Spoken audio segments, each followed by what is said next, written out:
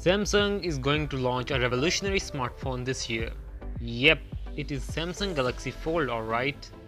Expected to be launched on 26th of April this year, Samsung Galaxy Fold is a smartphone that is a phone and a tablet packing a punch of all the latest specs for 2019.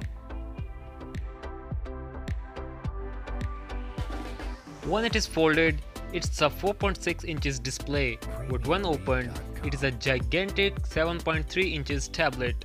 The fold is held together with extra durable hinges which can withstand hundreds of thousands of folds and unfolds without causing a hassle to the display. And the beauty of this device is this: well, you can't see the fold and it is covered with infinity display.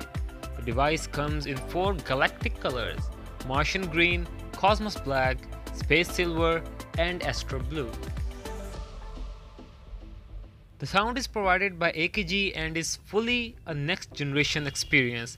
Multiple tabs open at the same time, displays work together to give you a single seamless multi-screen experience, and it is possible by a technology called app continuity.